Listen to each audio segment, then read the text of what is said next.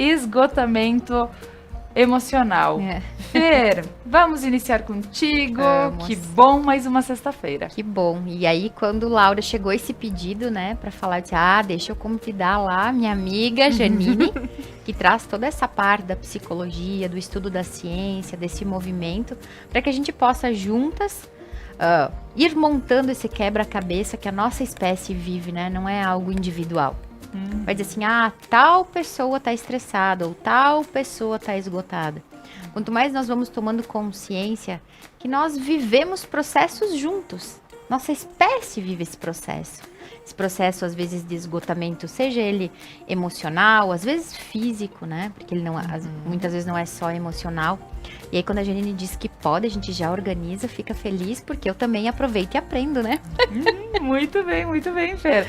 E, Janine, mais uma vez aqui na Conecta, e eu gostaria que tu falasse, conversasse com o pessoal de casa, quem ainda não te acompanha, para conhecer um pouquinho da Janine. Então, eu sou a Janine Paganello Zanella, sou casada, tenho filho. Eu sou psicóloga há mais de 20 anos. Mais de 20 anos. Tá bom assim. Tá bom assim. E eu até estava fazendo um cálculo esses dias, quantos atendimentos eu já realizei. E aí em número de horas tinha sido tanto. Foi mais de 30 mil atendimentos. Nossa. Meu Deus, né? Dá um número, quando a gente transforma as coisas em número, dá uma outra conotação, né? E eu sou formada, eu tenho uma especialização em psicoterapia cognitivo-comportamental e eu fiz um Master em Business Psychology, que é da linha organizacional. Quando eu residi em Londres, eu morei 6 anos fora do país, sendo 3 na Itália e 3 em Londres. Então lá eu fiz esse mestrado em Business Psychology. E atualmente eu atuo na área clínica, mas também, eventualmente, eu ainda faço trabalhos na área organizacional. Tá certo, é isso aí. E gurias, falando agora, entrando já no nosso tema, e quando nós vemos a questão do esgotamento emocional das pessoas, eu gostaria que vocês falassem um pouquinho, Fer, do teu olhar, para quem tá ali recebendo pessoal sempre na Casa Prana, que vem de uma forma ou outra em busca de um auxílio. E da mesma forma, Janine, do teu lado como psicóloga, consultório, sentar, entender as pessoas e ver tudo como as coisas vêm acontecendo. Eu entendo que as mudanças, elas são sempre grandes, nos últimos anos principalmente. Poxa, o que se levava bastante tempo para fazer, hoje em pouco tempo já se tem a coisa pronta, enfim. A gente trabalha ultimamente com ansiedade, mas como a gente pode ver o cenário atual para trazer para esse nosso tema de esgotamento emocional? Pode ser, Fer. Então, quando tu estava formando aí a tua linha de raciocínio, eu fui conectando aqui na forma de ver. As coisas, por que as coisas vão se tornando mais rápidas? Se a gente para analisar o processo da nossa espécie, né, como um todo. Hoje nós temos máquinas. A gente aperta um botão, né, a sala tá quente. A gente aperta um botão, a sala tá fria. Se a gente para pensar 20 anos atrás, né, outro dia nós estávamos falando, ar-condicionado era coisa que se via em banco, né? Em hospitais, né? A gente ia a Porto Alegre, as pessoas em casa tinham o ar-condicionado. Mas nós aqui na Serra, via de regra, era uma casa que outra que ia ter o ar. Hoje, né? Claro, o calor é diferente, enfim. Mas vamos parar para pensar assim.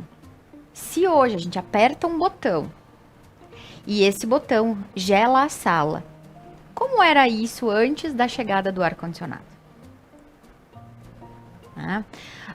Como a nona fazia para esquentar a casa? Ela ia precisar rachar a lenha, acordar cedinho lá, fazer o fogo, colocar a roupa em cima do fogo. Eu lembro que tinha aquele varal, um varal que abria assim os risquinhos, né? E colocava, às vezes, o uniforme da escola. Eu lembro, nós tínhamos 2 camisetas para ir para a escola. Então, suja uma, precisa lavar, e lavava a mão e quarava, né? A TV era de girar o botãozinho, e depois ela ficou colorida. E aí algumas pessoas tinham o telefone em casa, outras não. Então, claro que quando a gente vai falar desse esgotamento emocional, quero pegar um fio da meada para que o pessoal de casa e a gente aqui juntas também vá montando esse olhar. O quanto a nossa espécie trabalhou para essa tecnologia chegar até nós. Então, nós hoje fazemos com que a sala resfrie, a comida esquente, a roupa se lave, a roupa seque de forma mais rápida, porque os nossos antepassados batalharam por essa estrutura. Para que nós hoje possamos organizar nossas emoções. Eles não puderam. Se a gente para pensar na nossa ancestralidade, né? A Janine contou aí que ficou um tempo na Itália, eu também tive essa oportunidade, né? De estar lá. Então, Nini, não sei quanto tempo faz pra ti, eu fui aos meus 28 anos, então isso faz quase 20 anos. E aí, a gente foi de avião, a gente ia onde ficar, na época não tinha tanto assim, na época eu tinha ICQ e Orkut, né, pra entrar em contato com a mãe, com a família, com o pai, ouvir o que a galera tava contando por aqui. Vamos tentar imaginar quando os nossos antepassados vieram pra cá, num navio, sem saber o que eles iam achar. Os que ficaram, sem saber como iam ter notícias. Eles podiam viver a emoção ou eles tiveram que engolir? Alguém para pensar o que as nossas células carregam de memória. Se tu tá com medo, engole o medo. Na guerra, faz injeção pro medo nos homens. Se tu vai passar fome, se tu tá num navio e tu vai ter onde dormir ou não, vai ser no chão mesmo, não para pensar nisso, porque tu precisa ir para conseguir algo maior. Então, quando a gente para analisar de forma sistêmica, né, eu vou olhar que a minha memória celular hoje, ela está programada a não entender emoções e ser forte. Engolir o choro, chorar baixo, não saber que emoção eu tenho, porque se eu tiver que descobrir isso, como eu vou ficar dentro de um navio? Como eu vou chegar numa terra onde eu não sei quando eu vou comer, que trabalho vai ser? A minha nona, o pai conta que eles iam para baixo do parreiral e aí bota lá, 4, 5 numa escadinha. A nona precisava ajudar. Iam para baixo do parreiral com aquelas crianças, um no cestinho, um que corria para lá. E ela precisava ajudar o trabalho. Então, o que eu chego nessa montagem de raciocínio, e tá tudo bem se alguém não concordar, é uma verdade que fecha com o meu coração. Nós hoje, em honra a eles, estamos permitindo que as emoções transbordem para que a gente olhe para elas. Porque se isso não transborda, olha só, quantas vezes a gente faz assim, bota embaixo do tapete, finge que não viu, tá sentindo uma raiva, daí dá uma resposta meio cruzada para alguém e vai deixando. E vai deixando. Só que com toda essa estrutura da nossa ancestralidade, dos nossos antepassados, com máquinas, com o conforto que a nossa vida pode ter, o que cabe a nós agora fazer, se não entender nossas emoções? Né? Isso eu digo que parei, pensei e foi profundo. Porque toda essa história, e quantas vezes a gente citou histórias como essa dos nossos antepassados aqui pra gente falar sobre alguma coisa. Agora, e eu usei uma fatia, né, Laura? Sim. Não falei dos negros, dos índios. Eu usei uma fatia, peguei só uma linha, porque como veio a história da Itália.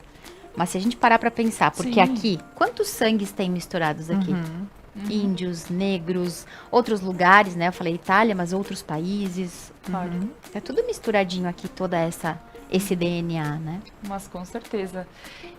E quantas vezes a gente imagina que a gente tenha que talvez passar por algo parecido do que eles passaram para que a gente possa ser digno de ter alguma coisa. E aí que eu me pego agora dizendo, poxa, mas por que tanto se a gente tem as coisas facilmente aqui, né, disponíveis. E esse facilmente, desculpa te cortar, né? É porque a gente não se sente merecedor, porque nós não sofremos tanto quanto eles, não nos esforçamos quanto eles. A nossa crença de capacidade, ela vem em cima do nosso esforço. Se a gente não se esforça e a gente só ganha, a gente não se sente merecedor.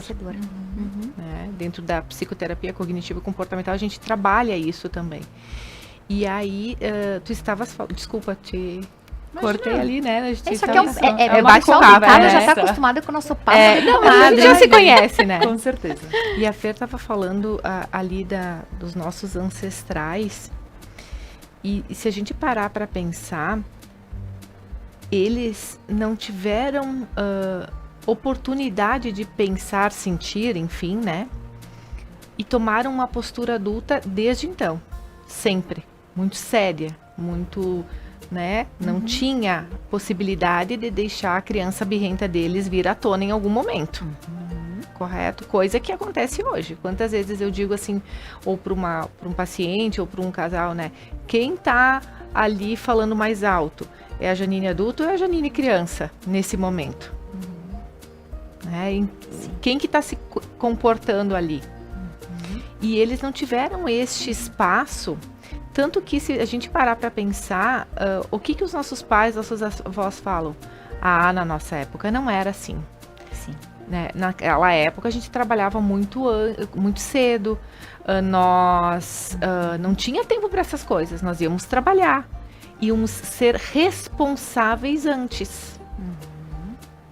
Né? Então era uma obrigatoriedade dessa responsabilidade que não ia nem ao encontro da nossa estrutura fisiológica, porque o nosso córtex pré-frontal aqui, eu já comentei numa outra né, entrevista, que amadurece lá pelos 24, 25 anos. Sim. Né? Então era o forçar esse córtex pré-frontal, colocar ele para funcionar, que ele é a função dele é planejar, é se organizar, é o nosso freio, Coisas filtro. que crianças não fazem, né? Coisas que crianças não fazem, exatamente.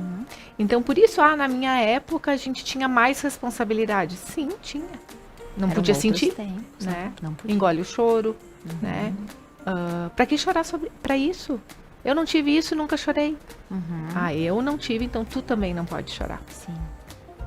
E aí que a gente entra em outro lado que nós temos e não temos consciência de tudo isso, por vezes, e talvez por isso carregamos mais do que o que seria o necessário, o que nos foi dado realmente para... Antigamente se podava, e aqui a gente não tá falando de criança, o adulto, a Laura criança, aqui eu tô falando de realmente na época as crianças serem podadas de não poderem ter os seus sentimentos. Não poderem ser crianças. 3, 4 anos já ia estavam no trabalho, né? No trabalho manual, inchada. Tô falando lá da história da minha família. Claro. E de muitas famílias, da grande maioria, né? Não E a minha mamãe me contava, a minha avó materna, imagina 5 meninas, né? E aí a minha avó materna também limpava a casa das vizinhas, né, para conseguir ajudar o meu avô na época, e a minha mãe, algumas das tias mais velhas iam junto ajudar a limpar a casa, com 3, 4, 5 anos. Né? Então são outros tempos. Nós temos essa impressão, e não só uma impressão, uma realidade, mas o que essa filosofia da constelação, né, ela nos traz? Que aquilo que nós estamos vivenciando, seja lá o que for, engolir a emoção, ou agora transbordar, né, através do estresse, isso tudo está a serviço de algo maior, está a serviço da vida. Se os nossos antepassados não tivessem engolido a emoção, eles não teriam sobrevivido. Então cabe a nós agora, nesse tempo, neste ano, nesta época, com todas essas máquinas, olhar para as nossas emoções, organizar, conhecer, discernir, para também sobreviver. Porque eles tiveram que engolir para sobreviver. E talvez a nossa grande missão agora seja reconhecê-las para sobreviver. Tá certo. Porque essa é uma mutação que a nossa espécie vai vivendo em cada tempo. Então, acrescentando isso que tu falasse, assim, Fer, eles eram extremamente também frustrados. Não podia se sonhar. Era aquilo que se tinha. Era uma sobrevivência. começava a comer o que se tinha. Começa por aí, pela necessidade básica fisiológica, né? Era comer o que se tinha, não era comer um chocolate maravilhoso como esse, né? Eu tô esperando a Laura falar do patrocinador para eu comer um pedacinho. Então, assim, não tinha essa possibilidade. Não existia essa possibilidade de fazer escolhas. Sim. Né? Tu só seguia, não sentia. Era sobrevivência diária. Pelo que, né? Maslow, tem a pirâmide de Maslow, né? E lá embaixo é dividida, né? A primeira base é as necessidades básicas, fome, sede, sono. Né? Eles estavam ali, eles não conseguiam subir. A segunda é segurança. Aí tu vai ter uma casa, vai ter, né? Uma questão eles estavam financeira. na base, eles estavam na base. Onde é que nós estamos? Né? Na ponta dessa pirâmide, né? E ainda assim não estamos contentes. Não estamos felizes às vezes. Por quê? Porque eles não tiveram tempo de se frustrar porque não sentiam. Né? Vamos pegar esse gancho ali que a Fer trouxe, que eu acho que exemplifica muito o tema aqui. Sim. Né? Hoje, eu tenho que trabalhar naquilo que eu quero. E ninguém está dizendo que isso não é bom, tá, gente? Não vamos levar para o... dentro da cognitivo-comportamental, temos as distorções cognitivas e uma delas é o 880, o preto ou branco, né? O generalizar. Então, não vamos generalizar. O que eu estou querendo dizer é que é importante a gente, sim, trabalhar no que gosta, mas a gente idealiza isso que tem que ser perfeito. Então, se eu não me frustro desde a minha infância e aprendo a lidar com as frustrações da infância, quando adulto eu vou continuar na posição de uma criança mimada, birrenta, que não consegue lidar com as frustrações que um adulto teria que lidar no dia a dia. O que acaba acontecendo? Falando, né, dessa exaustão emocional, que é uma das dimensões da síndrome de burnout, que a gente fala, né? Que é uma síndrome relativamente nova, que está na CID. A CID é a Classificação Internacional de Doenças, que é organizada pela Organização Mundial de Saúde, OMS, que ela foi introduzida, se eu não me engano, em torno de 2019, se eu não me engano. Sim, é algo recente para a espécie. Que tem um código onde se pode colocar lá, bom, a pessoa está com síndrome de burnout. Ela foi mencionada pela primeira vez nos anos 70, se eu não me engano, 74. Mas olha quanto tempo ela precisou para ser validada. Sim. Né? 40 anos, praticamente. Então, 40 e poucos anos, né? Então, eu entendo que muitas vezes existe um ambiente tóxico. Sim, e existe, a gente sabe, né? Os lugares são tóxicos, né? As empresas, às vezes, não valorizam aquilo que também o funcionário dá a mais. Mas daí tem em contrapartida, além da exaustão de um funcionário, por exemplo, emocional, esse funcionário acaba se despersonalizando, ele acaba, ou seja, até de certa forma ironizando ali no trabalho, né, não tendo mais a mesma qualidade, como uma defesa, porque não se sente valorizado, né? E tem também a questão da valorização profissional, né, desse sentir que é junto, né, não se dissocia, e que isso sim provoca uma exaustão emocional. Por que burnout, né? Porque se a gente parar para pensar, o que seria? São essas emoções que a gente não consegue mais lidar. A pessoa acorda de manhã, não é o cansaço só físico, é não querendo ir trabalhar porque está em depressão por algum outro motivo. Sim. Né? É aquele lugar que não se sente mais parte daquele lugar e tem um estressor naquele lugar também, que a pessoa percebe desta forma. Não significa que essa percepção esteja correta, vamos falar, seja o ponto de vista desta pessoa. Né? Pode ser que não seja. Não sei se chama assentimento, não. A distorção da realidade, não chama assim. Que é uma forma, tem vários outros nomes. Né? Mas assim, seria uma forma de que aceitar a realidade é muito difícil, porque quando a gente aceita a realidade, a gente tem que aprender a buscar uma solução para aquele problema. Sim. Quando a gente não aceita a realidade, a gente fica lutando, né? Ou enganando que não existe, e a gente fica com aquele problema se arrastando por muito tempo. Sim. Sim. Né? Então, sim, existe o burnout, né, que é ocasionado por ambientes que são ambientes tóxicos, que eu não gosto de usar muito também essa palavra tóxico como gratidão, né? São palavras que eu acho que perderam o significado. Sabe o que eu costumo dizer? Viraram palavras da moda. Viraram isso, entende? Né? Então, o que seria o tóxico? É um lugar onde realmente está fazendo mal. O ambiente não é só uma sala, uma cadeira, um espaço onde eu não tenho condições de realizar o meu trabalho. São as pessoas com quem eu convivo. Né? Para então, nós seria a energia do lugar. Né? Se eu tenho um chefe que fica ironizando o tempo inteiro, né? Uma pessoa que é ingrata também, né? Não reconhece o esforço. Como é que essa pessoa vai se sentir? Né? Há boicotes que existe, a gente sabe, isso não é... Né? Não é só na novela das 8. Não é só na novela das 8, né? Enfim. Mas isso existe, é fato. Tanto que se dá um código na Classificação Internacional de Doenças para esses tipos de sintomas que acabam aparecendo. Tá certo. Minimizar. Então, agora a gente vai voltando para o nosso papo aqui. Estamos com um assunto hoje, né, Fer? Um pouquinho mais, talvez... Eu não vou dizer pesado. Desafiador. Desafiador. Denso. É ótima essa palavra. Porque estamos falando sobre esgotamento emocional e de onde ele pode vir, né?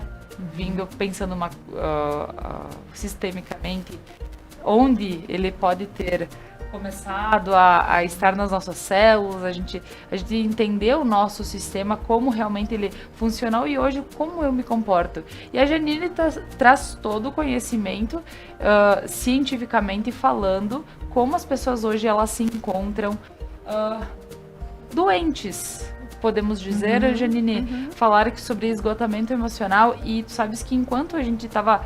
Tem várias situações que a Fer coloca e que tu colocaste que fazem pensar e a gente precisa daqui um pouco dar um lugar aqui para ver onde onde aperta o teu sapato, né?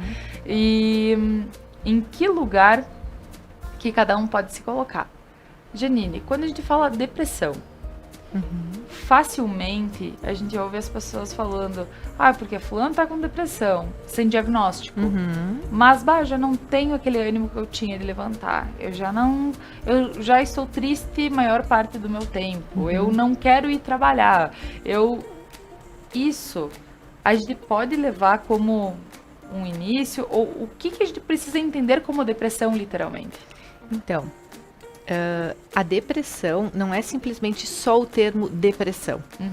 Um bipolar, ele tem episódios depressivos dentro do diagnóstico de bipolaridade, né?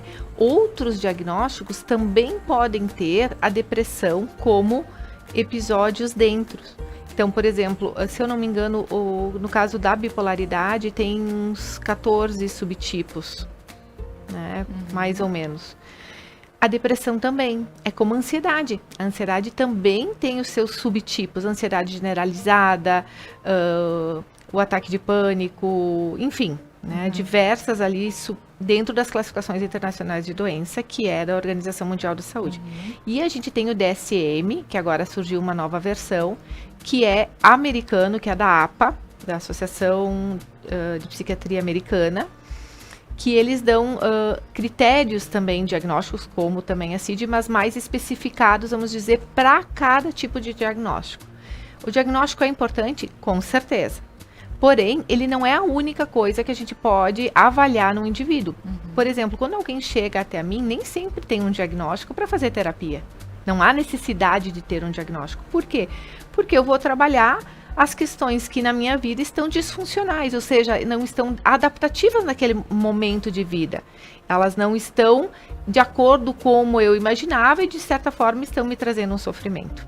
Então, quando traz um sofrimento, a gente tem que ir ver o que é isso, porque não existiu escolas das emoções. Não existe ainda, né? Existe entre aspas, né? Hoje em dia as escolas estão introduzindo esse tema, mas não é algo que a gente aprendeu.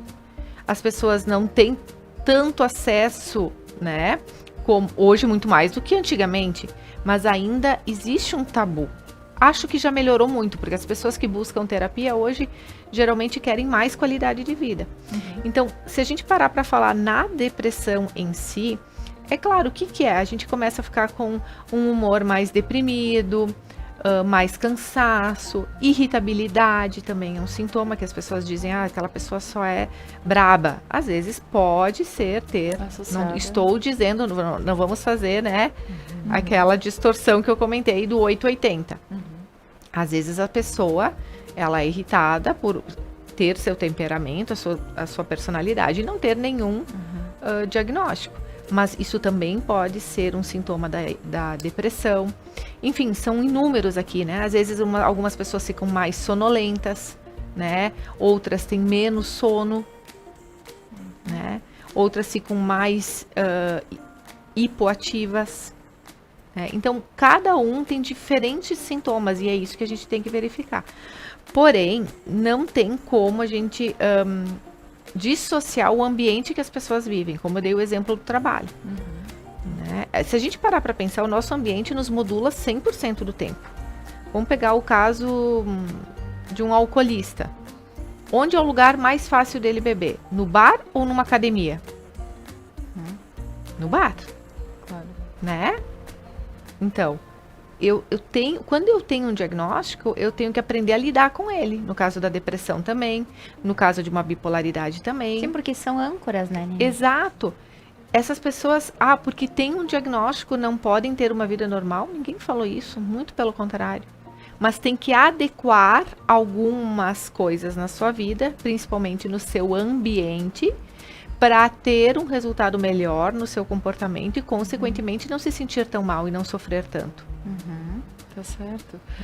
Fer, ouvindo a Janine falar, e aí me causa bem aquela... Sabe quando tu começa o teu desenvolver pensando no nosso sistema, e aí a gente diz nada é por acaso, e a depressão, questionei pensando de...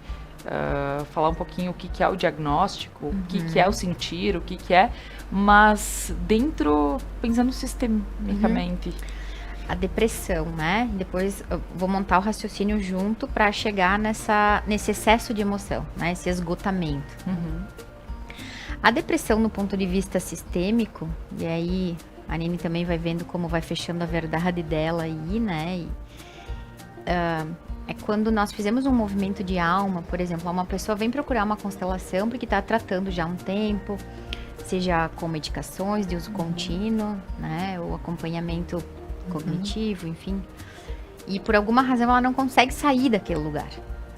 Porque ele é um estado de... Para o olhar da constelação, essa alma, né? Esse movimento interno do inconsciente, alma, espírito, né? Cada um aí vai ouvindo no que fecha como verdade. O que um depressivo tem? De uma forma independente dessa escala que a psicologia ou a ciência vai dizer que tem níveis. Essa alma, ao invés de olhar para a vida, olha para a morte. Agora, o que faz ela fazer isso é a grande questão. Né? Então, eu olho e digo, é mais fácil eu morrer a viver. Então, eu desisto dessa vida. Fer, deixa eu te fazer uma pergunta, aproveitando... o bom é que a gente também vai se perguntando, né? Laura vai colaborando, certeza. porque a Nini fala e eu pergunto também. Isso seria dizer, né, na tua área, pensando, né, que houve alguma coisa no ambiente dessa pessoa que fez ela entender, né, que ela teria muito mais morte, como tu falaste, para usar os teus termos, do que vida? Pode ser, porque eu digo pode ser, naquele termo que tu falou, pra gente não generalizar. Né? O que acontece às vezes, e aí quando entra nessa classificação da medicina, né, da Organização Mundial da Saúde, às vezes essa pessoa tá no lugar de um filho que não nasceu, tá no lugar de um aborto. Tá, mas aí é o ambiente. Daí o ambiente. Porque o que acontece quando tu fala sobre o quanto o ambiente interfere? Nós não temos como nos separar. Como eu vou dizer que isso é algo meu, só interno, só eu? Eu tô me separando da espécie? Então, tá tudo interligado. E a gente não sobrevive sem o outro, né? Primeiro que nós precisamos de 2 pessoas de forma direta para poder nascer. Então, antes de nascer, a gente já precisou de um homem e de uma mulher. Esse homem e essa mulher para nascer precisaram de outros 2 casais. Se tu for com o teu diploma lá numa ilha deserta, se a Laura tentar ter uma TV, se eu vou querer ser uma consteladora numa ilha deserta, o que nós somos sem os outros? Qualquer coisa que a gente tenha para oferecer, ou qualquer rótulo que seja, ele vai ter os outros. Então, sistemicamente, Nini, é isso mesmo. O Hellinger trouxe 3 consciências, né? A primeira consciência ele chamou de consciência pessoal, que é enquanto eu fico encontrando culpados ou me culpando de algo. Depois ele trouxe uma consciência mais expandida, minha consciência coletiva, do meu sistema. E depois ele trouxe aquilo que ele deu o nome de consciência espiritual. Não no sentido de espírito ou de espiritualidade, mas aonde todos estariam interligados. Né? E o que é esse campo morfogenético das constelações? O Jung, que trouxe o olhar do inconsciente coletivo.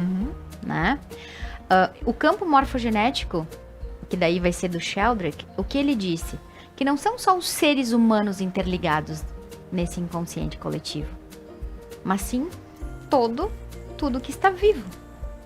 Então essa mesa com esta flor, ela está interligada ao meu inconsciente. Ela interfere em mim. E aí a gente muda um móvel dentro da casa, ou eu tenho um carro e o carro bate e isso interfere em mim.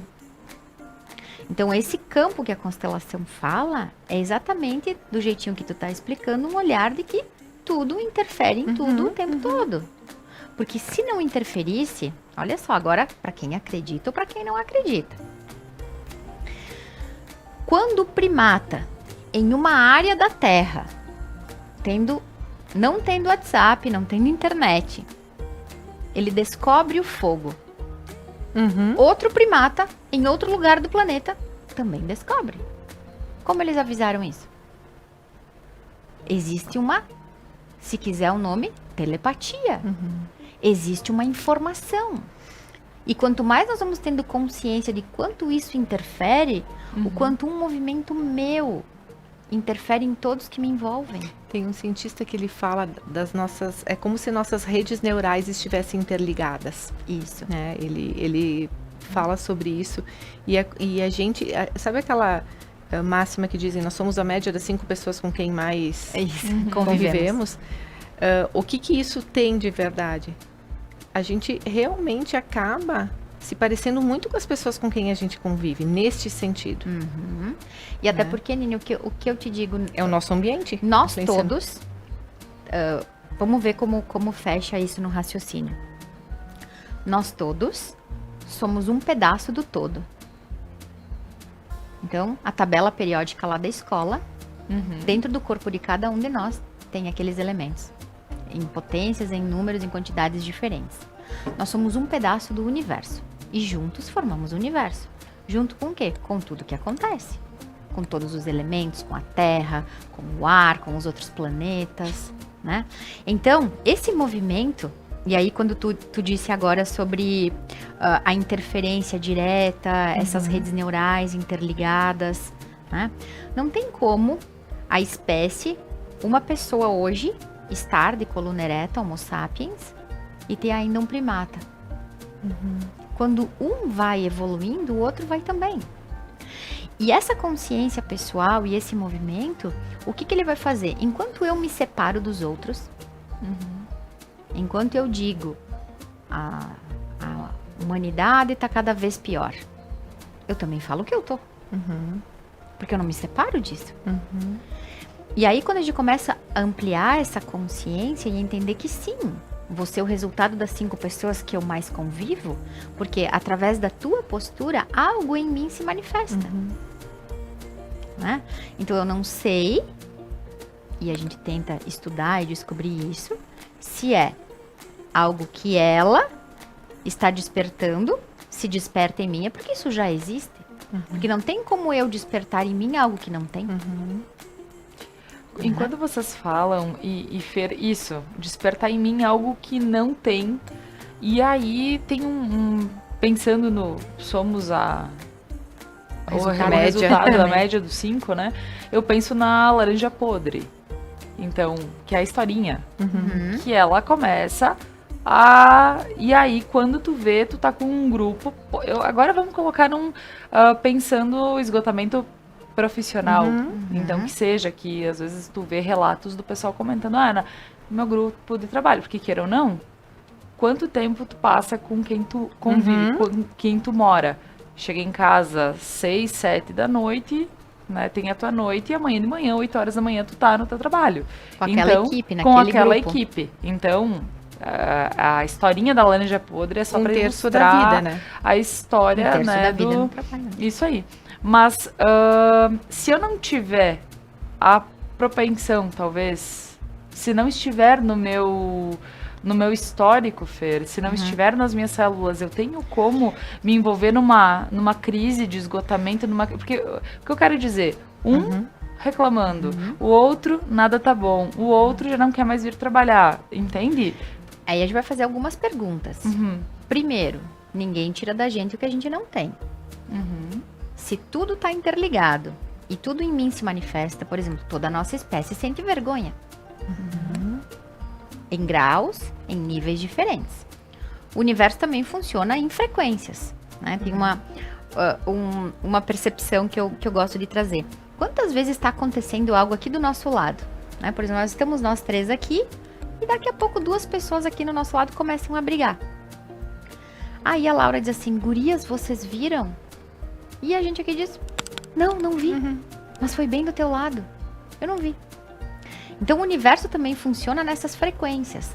A grande pergunta é, e aí a Janine falou antes sobre vou ter o chefe que me humilha. Não sei se foi esse termo que tu usou, ironia, talvez. Ironiza, eu acho que eu falei. Se essa pessoa vai encontrar um trabalho, né? Porque a escola, o nosso trabalho, ele é uma extensão da nossa família. Então, eu também vou encontrar pessoas. Então, se essa pessoa ironiza, sistemicamente, ela foi ironizada em casa. Ela já tem uma crença profunda, né? Que pode ser de humilhação, de não pertencimento. E aí, aonde eu chego agora, gurias? Quando há um esgotamento, né? Essa pessoa geralmente está fora de lugar. Ou tentando carregar algo que não é dela. Essa doença que a Janine falou, não sei se vou pronunciar de forma correta, né? Burnout. Não sei se essa é a pronúncia, se não for. Acho que é. Também foi o que é possível para mim. Mas o que acontece? E ela é uma síndrome hoje dita pelos cuidadores, sejam médicos, psicólogos, geralmente, consteladores. Um dos maiores grupos são o grupo da saúde. Isso aí. Né? Que nós chamamos de cuidadores. São... em primeiro lugar, saúde, segundo, professores, e o terceiro, se eu não me engano, daqui a pouco vou tentar lembrar. Por quê? Policiais, eu acho. Porque nós entramos, quando nós percebemos isso no campo, chega uma pessoa para constelar que está com diagnóstico dessa síndrome. Ela está no arquétipo do salvador. Ela está tentando dar para outra pessoa mais do que aquela pessoa está pronta para receber, mais do que aquela pessoa quer. Então, ela está dentro do arquétipo de salvador. Ela está tentando carregar algo que não lhe cabe. Algo maior do que é. Quando eu penso, a minha raiva ou a minha frustração, eu dou conta. Só que o que a nossa espécie faz? Toma as dores do outro. Tenta, dentro do trabalho, executar uma função que não é sua. Aí, o que essa pessoa vai ter? É que eu chego na empresa e a minha função é a recepção. Mas aí eu preciso tirar o lixo do banheiro, eu também preciso responder o WhatsApp, daí às vezes falta uma secretária, eu vou no lugar da secretária. Então, esta pessoa que está com esse esgotamento dentro do trabalho, ela está no arquétipo de salvador, ela está tentando dar mais do que ela tem e ocupar lugares que não lhe cabem. Carregando, então, uma emoção que é maior que si, e aí por isso ela transborda. E a gente vê como isso a cada dia cresce, vemos pessoas que estão realmente esgotadas com suas tarefas. A gente fala em trabalho, quem está na área da saúde, né, Janine? Passaram, sim, 2 anos de pandemia, tendo que suprir ali a falta de muitos profissionais que naquele momento estavam precisando e continua, porque saúde a gente sempre precisa. Fer, a cada dia, tu comenta conosco também, que mais pessoas aparecem lá na Casa Prana precisando ser ouvidas, né? Então, a gente vê todos os lados dessa moeda e eu acredito, seja pelo trabalho, o esgotamento profissional falando, né? Esgotamento emocional, seja pelo trabalho, seja na família, seja onde for, o esgotamento ele pode acontecer. E toda vez que eu falo, né, peço sempre pro pessoal de casa ponderar aí o que fecha como verdade ou não, né? Da minha forma de ver, da minha forma de acreditar nesse universo, nesse funcionamento, é isso. É a nossa parte agora. Então, isso tá a serviço para que a nossa espécie continue nesse processo evolutivo. Então, entender que agora emoções transbordam, que a gente quer trabalhar em algo legal, que nós queremos ter um bom relacionamento afetivo, que a gente quer ter prazer na vida amorosa, que a gente quer olhar para os filhos num lugar saudável. Isso tudo transborda.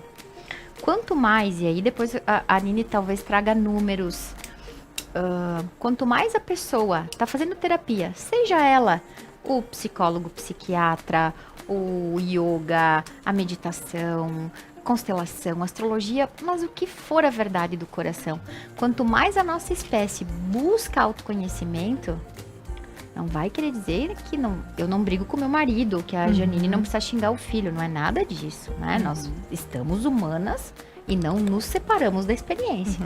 Nós estamos experienciando juntas, né? Cada um no seu nível de consciência, de possibilidade. Mas eu te digo, essa busca de ajuda que nós estamos tendo enquanto espécie é a nossa parte evolutiva. Se a gente olha isso como algo ruim, ok, a gente já respondeu que é ruim. Se a gente olha para isso dizendo assim, poxa, agora eu posso dizer que não estou feliz com esse trabalho. Lembra? Os nossos antepassados não tiveram escolha. Se precisou chegar aqui e capinar, se precisou chegar aqui e limpar a casa, mas nós hoje podemos fazer diferente. Então, entender esse processo e que muitas vezes, né, essa nossa fidelidade invisível, que vai ser tratada como merecimento, culpa, né? Essa fidelidade que eu tenho, poxa, se minha mãe não tirou férias, e aí agora vale aí pro pessoal de casa. Quantas pessoas adoecem nas férias? Ou guardam o dinheiro o ano todo para tirar férias, chega na hora de tirar férias, precisou porque quebrou o carro, gastou com não sei o quê. Isso é uma fidelidade invisível. Se a minha mamãe não pôde tirar férias, se a minha vovó não pôde descansar um pouco, como eu vou poder? E aí, muitas vezes, e aí eu quero pegar de novo o gancho e passar lá para a Nini. Muitas vezes a pessoa não tem depressão. Ela está manifestando algo do lugar que ela está ocupando. Então agora, Nini, aí eu não sei como é que vai ir lá pra ti, tá? Vou voltar lá pro ambiente, então. Ótimo. Né? Essa pessoa, muitas vezes, o que ela tá manifestando aí é um sintoma de como ela tá percebendo a si, o outro, o seu mundo, o seu futuro. Que é, a gente também trabalha a si, o outro e o mundo, é a tríade cognitiva que nós falamos. O que isso quer dizer? A forma como eu percebo, eu também manifesto em sintomas. Então, eu preciso muitas vezes ressignificar as memórias e entender que as minhas certezas que eu tenho da minha história ou da história que aconteceu com algum ente querido e que eu fui, né, influenciada, eu não posso mudar aquilo, mas eu posso mudar daqui para frente e me responsabilizar pela mudança que eu vou ter agora. Então, a gente tem que primeiro olhar para o nosso corpo. O que o meu corpo está manifestando? Sonolência. Eu estou dormindo direito? Sim. O sono, a gente... Porque às vezes é tão simples. É tão simples. Então, assim, ó, o sono ele é imprescindível, inegociável. Nós não temos como ficar sem ele. É neste momento onde as nossas memórias, né, é como se a gente, quando dormisse, tivesse lá um líquido que ficasse mexendo, lavando o nosso cérebro. Então a gente necessita do sono. E um adulto necessita de 7 a 9 horas de sono. Menos que isso não existe. Pode até a pessoa dizer assim, mas eu durmo 5 horas e eu tô super bem. É só uma narrativa, né? É só uma narrativa. Porque já existem estudos onde pegaram vários grupos. Então, eu não lembro de toda a definição correta, mas mais ou menos é isso. Então, um grupo dormiu 4 horas, outro grupo dormiu 6, e o outro dormiu de 7 a 9, e outro grupo não dormiu.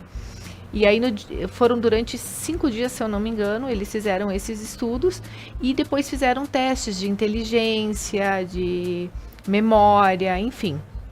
E todos disseram que no dia seguinte estavam bem igual e que não sentiram interferir na testagem, né?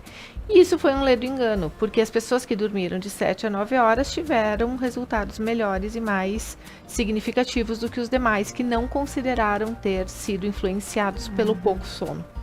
Então, estou com sonolência. Bom, vamos ajustar a primeira coisa o sono. Né? Vamos ajustar a ingestão de água, né? Que nós vínhamos falando. Eu preciso, para criar um hábito melhor, facilitar tudo que me acesse a este hábito. Então, eu, quando tenho água, quando estou lá no meu consultório, estou atendendo as pessoas, eu tenho água do meu lado. Eu tenho sempre 2 garrafas de água, que eu vou mais ou menos entendendo, fora o que eu, né, ingiro durante o dia, né, acordo à noite. Por quê? Porque essa água tem que estar ao meu alcance do meu braço, porque se eu tiver que levantar para tomar água, o meu corpo não vai se dispor àquilo, porque o nosso cérebro é preguiçoso. Então, ainda mais para movimento. É como se o nosso corpo precisasse acumular energia, porque a gente nunca sabe quando vai precisar. Exatamente. Né? Então, e tanto que, se a gente parar para pensar, onde é que é o lugar que a gente mais tem neurônios? No cerebelo, que ele é responsável pelo movimento, porque é onde a gente mais precisa de energia, né? De conexões das sinapses entre uma célula e outra. E aí, a gente tem que facilitar essas coisas. Quem está com depressão, quem está num esgotamento, tem que começar a sentir seu corpo. Como é que está se alimentando? Hoje em dia não se fala que o intestino é nosso segundo cérebro? O que eu estou colocando para dentro que também não está tendo? Daqui a pouco é uma falta de vitamina D, uma falta de vitamina B12. A gente tem que olhar para isso. Quando tudo isso está ajustado, e não é do dia para a noite, a gente tem que, né, entender que leva um processo, fazer uma boa higiene do sono antes de tentar tomar medicação para dormir, né? Isso são protocolos mais. E tu sabe, tu falando isso, Nini, desculpa te cortar, mas já te cortando, muitas pessoas reclamam do sono, mas estão levando uma tela para a cama, né? Não estão baixando a luz, relaxando numa respiração. Aí acham que não conseguem dormir, mas não fazem o necessário para ter um bom sono, né? Isso estava dentro dos meus desafios de 21 dias. Mas, enfim, esse exemplo foi ótimo que tu disseste. Por quê? Nós temos o nosso ciclo circadiano. Tá? O que interfere? Quais são os fatores que interferem no ciclo circadiano? O sono é um desses fatores. Não é tudo isso. E o que mais interfere no ciclo circadiano é a luz natural. Nós precisamos nos acordar e estar expostos à luz natural. Por quê? Porque isso envia mensagem lá através da visão para o nosso cérebro, lá no hipotálamo, e daí isso nos indica que é dia. Estaremos ativos. Estaremos ativos, despertos, né? Vigis, né? Vigilância aí acesa. Quando começa a escurecer, como qualquer animal, nós deveríamos ir dormir. Antigamente, o ancestral lá iria dormir, né? Mas o que a gente faz? A gente continua ali com as telas, a gente continua na luz branca. Então, vamos diminuindo essas luzes, né? Isso é fazer a higiene do sono. Manter as alimentações, né? As refeições nos mesmos horários. Ter uma rotina. Só que nós, seres humanos, estamos sempre em busca de novidade. E quando a gente não encontra novidades, deprimiu. E aí daqui a pouco se dá um diagnóstico que nem é, né? É só algo parado. E claro que por alguma razão maior. Exato. E aí, assim, é a gente modificar essa questão do ambiente em primeiro lugar, né? Claro, vamos dizer, tem diagnósticos que necessitam de medicação para a vida inteira. ok? Isso não se abre mão. Outros diagnósticos vão precisar dessa medicação por um tempo, né? Como quando quebra uma perna, vai precisar da bengala por um tempo, mas não para toda a vida. Quem decide isso não é a pessoa que tem o transtorno, é o médico. Sim, é o profissional que está O conduzindo profissional que processo. conhece. Então, psicoeducação é uma das ferramentas que a gente mais utiliza na terapia cognitivo-comportamental, que é o quê? Psicoeducar o paciente sobre o que ele tem, sobre como ele pensa, sobre como ele sente, sobre os sintomas que ele tem, sobre a patologia, se for o caso de ter um diagnóstico. Porque no momento que tu sabes e tem conhecimento, tu consegue lidar com aquilo. Daí tu aceita e sabe lidar. Né? Tem uma frase que eu gosto muito que é: saber e não fazer é a mesma coisa que não saber. Sim. E faz Conhecimento e sabedoria. Exato. Me remeteu, né? Mas eu tenho conhecimento, mas não boto em prática. Não coloco em prática, então não tenho sabedoria. E meninas, eu gostaria de agradecer mais alguns patrocinadores antes que a gente continuasse, porque depois a gente vai para finalzinho do nosso programa, né, com todas as considerações que são bem importantes e não podem faltar no programa de hoje. Então eu gostaria de agradecer a Cantina Mascaron, gastronomia caseira em um cenário que conta histórias. Mascaron, aqui ao lado de Nova Prata, em Vila Flores, na nossa cidade vizinha, você encontra um lugar lindo, com tanto a nossa gastronomia, que ela é rica dos nossos antepassados, e aqui a gente até falou sobre eles no nosso programa, e também tem uma boutique de vinhos, onde você encontra os vinhos e também licores, bebidas especiais. Então aproveita, para quem é de fora, quando vier a Serra Gaúcha, aproveita a parada obrigatória, e para quem é daqui, sempre é dia para comemorar e dar uma passadinha lá. Lojas Regla, viva novos caminhos. A temporada do calçado Regla já começou. Rasteirinhas Moleca por apenas R$ 49,90. Tudo em até 10 vezes sem juros, com o primeiro pagamento para 60 dias. Então, para quem precisa mudar aí, olha, verão tá indo pro outono, então precisa trocar o teu look, precisa ver os filhos, né? A gente sabe que sempre precisa renovar guarda-roupa. Passa na Regla. Charmot, chá de verdade. Conecte-se com o nosso propósito. Charmot é chá de verdade. Chás especiais, infusões de ervas, acessórios para o seu chá e chocolates mais saudáveis, sem conservantes. Tudo com certificação orgânica. E aqui eu vou aproveitar, no dia de hoje, e oferecer para as meninas o chocolate da Charmot. Olha só, Janine, aceita aqui. Sabe por quê, meninas? A gente sabe que quando fala chocolate... muito obrigada. Não tem como negar, né? Não tem como negar. Então, para quem gosta e gosta de oferecer saúde, a questão é o orgânico, né? Quando tu tem o chazinho, quando tu tem tudo pensado livre, até o pessoal brinca que é livre de tudo, né? Porque justamente os ingredientes, eles foram todos pensados, elaborados para a família ter saúde. Então, coisa boa, né? Consumir um chocolatinho e uma delícia, hein? Aproveitando. Muito obrigada, Charmot. Isso aí. E a Fleur para Alisson Pinheiro, florista aqui em Nova Prata. Ele tem desde cestas de café da manhã, quanto lindas plantas, tanto plantadas quanto as de corte para os arranjos. E aqui eu tenho a minha, eu gosto de falar que foi colocada aqui início de dezembro. Todo esse arranjo aqui, ele é de início de dezembro e estamos hoje gravando o programa 2 de março. Tá? Então, gosto de comentar porque a qualidade da planta, tudo também elaborado e cuidado com muito carinho.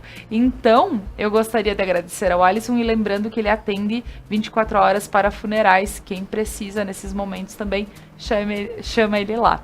Então, meninas, agora para que eu possa saborear o meu chocolate, eu gostaria de deixar com vocês sobre esse nosso finalzinho de programa, mas tudo que precisa ser dito sobre o nosso tema de hoje, que é esgotamento emocional. Nini, finalizo e depois deixo contigo aí o grande finale, né? Que nós possamos quebrar, às vezes, alguns paradigmas de bom ou ruim, de certo e errado. Se estamos vivendo isso, que nós possamos nos convidar a olhar para isso, né? Encontrar que fica como verdade no meu coração, se às vezes é buscar um líder religioso, se é buscar o psicólogo, se é buscar uma terapia integrativa, mas que cada um de nós, do seu jeito, possa fazer algo para olhar para isso. Né? Porque se a força maior, se a energia, o universo coloca isso na nossa espécie, é porque é importante e precisa ser vista. Que cada um de nós, do seu jeito, na sua fatia, na parte que lhe cabe, que nós possamos organizar para plantar uma sementinha para que as gerações seguintes fiquem na sombra desta árvore, né? Conhecer nossas emoções. Muito bem, muito bem. Janine, então referente ao esgotamento emocional, o que não podemos deixar de falar nesse momento? Várias coisas. Vou começar dizendo da importância de se reconhecer e saber o momento de buscar ajuda sempre que necessário. É quando nós não estamos, entre aspas, vamos dizer, no nosso normal. O normal pode ser dito de diversas formas, por isso que eu disse o nosso normal. Quando nós estamos com um humor que não é condizente com o nosso estilo de vida, quando as pessoas nos sinalizam que a gente não consegue perceber, que muitas vezes a gente não se dá conta, eu fui assim a vida inteira, sofri a vida inteira, vou precisar, quantos anos da minha vida ainda eu vou viver? Mais 40, 50, eu vou continuar assim?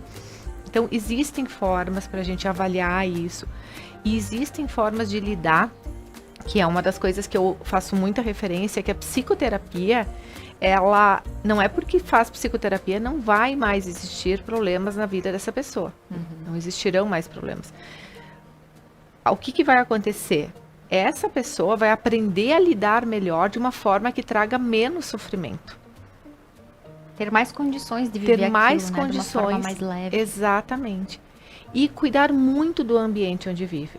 Mas eu agora estou num emprego e é tóxico e estou com burnout. Ok, então se organize, não vai sair do emprego nesse momento. Procure ajuda, se organize de forma até financeiramente para que possa sair num momento mais adequado, buscar algo condizente. Então, existem momentos que a gente vai ter que vivenciar aquilo, como os nossos antepassados, não tem por onde. Fugir. Mas também nós temos hoje condições diferentes de pensar em alternativas. Porque já não é mais aquilo. E a gente não tem essa obrigatoriedade de seguir um caminho que não é nosso, né? Então, primeiramente, se olhar. E olhar o ambiente onde a gente convive. Bom, eu não posso melhorar o meu ambiente de trabalho, porque não depende só de mim. Ok, fora do meu ambiente de trabalho, nas outras 16 horas do dia, eu vou ter um sono de qualidade. E nas 8 horas que sobrarem, eu vou estar com pessoas que me fazem bem. Eu vou usar da mídia para assuntos de relevância e não vou ficar lá só nos sites de fofoca e tragédias, né? Eu vou buscar ferramentas para que possam me ajudar. Então, eu tenho outras alternativas que antigamente não existiam. Então, cuidar muito do seu ambiente. É isso, acho que essa é a principal ferramenta que a gente tem hoje, né? Ter esse olhar e poder olhar para isso. Que dica valiosa. Isso é valioso, né? Cuidar do seu ambiente, cuidar onde nós vamos, o que nós fazemos, com quem fazemos. Exatamente. Isso tudo é muito bacana. E se permitir dizer não, né, também.